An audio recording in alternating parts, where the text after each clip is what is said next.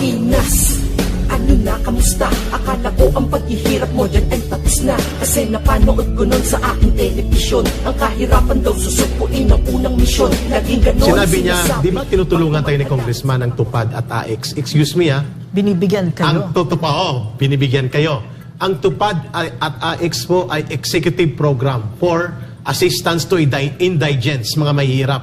At hindi po yan kay Congressman na programa. Programa yan ng gobyerno na sinimulan pa sa panahon pa ni Rodrigo Duterte. Ang AX before pa nga kay Digong, nandyan na yan Alam niya ni Ma'am Lorraine kasi nag-DSWD undersecretary siya doon. So hindi po totoo. Assistant Secretary. Assistant Secretary. Hindi totoo po na ito ay mga programa ng kongresista. Isinasakay at sinasakyan ito ng mga congressman. Yeah. Mali po ang sinasabi na ang AX at TUPAD ay magiging permanenteng batas sa pagbabago ng konstitusyon. Isang malaking panloloko at kasinungalingan yan. Kaya we're calling on the Department of Labor Secretary, Secretary Ben Laguesma, at kay Secretary Rex Gatchalian ng DSWD, please, mga cabinet secretary sa DSWD at DOLE, magpaliwanag po kayo dito. Are you involved?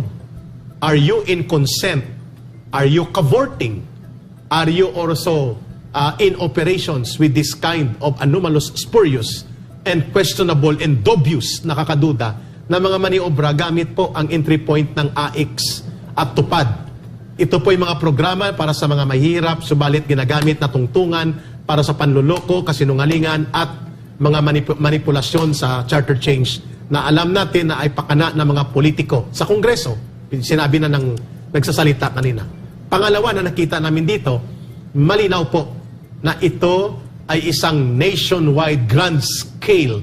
Kasi similarly, ganito din ang sinasabi sa Albay, sa Sorsogon, sa Iloilo, at pati na rin po sa Davao. At ang sinasabi nila, kailangan na nating pigilan ang mga nagsasawata sa ating development, which is one dyan ay ang konstitusyon. At kailangan tumulong tayo sa pamahalaan para mabago na ang ating saligang batas. Pero hindi nila yung sinasabi kung ano ang totoong layunin nito, ano ang sakop ng mga pagbabago. Basta AX at TUPAD dahil may pera na involved. Sa AX po ma'am, between 2,000 to 3,000 hanggang 5,000. Sa TUPAD, between 5,000. So, napakalaki po na tulong ito sana sa mamamayan, lalo na sa mga mahihirap at naghihikaw sa buhay na kababayan natin. Ang pangatlo po na sinasabi dito, sino ang pumupundo sa pag-ikot ng mga formas? Sino nagbibigay ng allowance? Sino nagbabayad ng ads sa telebisyon? At sino po itong si Attorney Anthony Abad? Ito ba ay totoong abogado? Who is he? Iyon ang nakalagay. Siya yung siya yung nag-initiate daw. Oo. At parang siya ang focal person na nakalagay sa form. At may isa pang law office na ginamit para lumabas na sa kanila nang galing ang inisyatiba. Ang tanong, gano'n na ba kababaw ang pagtingin nyo sa mamamayan na hindi nila maintindihan na ito'y gamit ng mga politiko? Tatlo, ang aking binanggit at ang panghuli kong pupuntuhan, bakit kayo naghanda, Kongreso, ng 14 billion pesos for referendum and plebiscito na hindi hiningi ng COMELEC at ibinunyag ni Congressman Lagman at sinugundahan ni Presidential Spokesman dati na si Harry Roque. At ang panghuli kong punto, bakit may 500 billion na pondo na nakalaan na unprogrammed at halatang halata na pinaghahandaan para imaniobra dito sa mga galawan na i-abolish ang sistema ng gobyerno ngayon at para panatilihin sa poder ang mga nasa Kongreso at ang Vice Presidente na opisina ay kanilang liligwakin at gagawing parlamentaryo para hindi na makaupo pa ang another Duterte like Sara Duterte sa isang presidential system. Ito po ay katanungan ng mamamayan ngayon na kumakalat. Bakit hindi nyo inaamin ito? Including ang very obvious, anomalous TV advertisement na inyong pinunduan. Ito ba'y galing sa pondo ng mamamayan, sa Kongreso? Saan ito galing? Ma'am Lorraine, your take on this.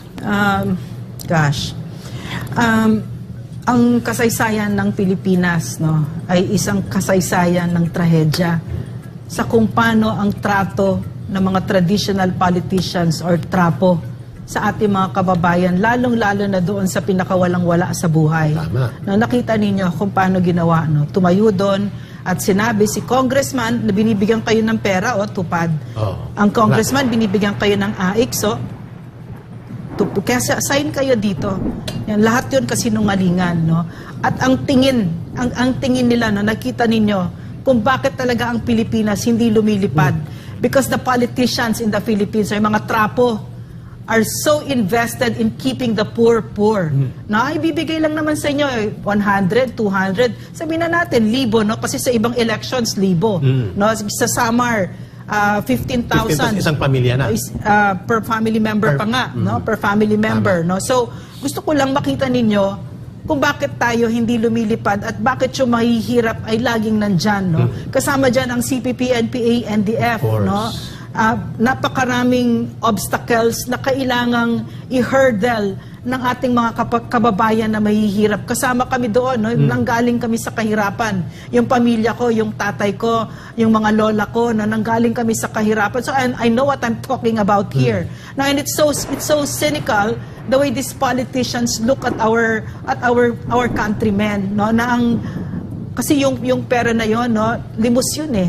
Limos yun. Pagkatapos, nakita nyo pa, pumalakpak pa yung mga kababayan natin, no? Nung sinabihan sila na ng isang kasinungalingan, no? So, ano ba yung tamang gobyerno? Ano ba yung tamang gobyerno na namimigay ng limos? Yung patronage politics na tinatawag, yung padrino na pag binigyan kayo ng limos, ang tingin mo kay congressman ay mesaya at savior at maraming salamat, iboboto kita ulit.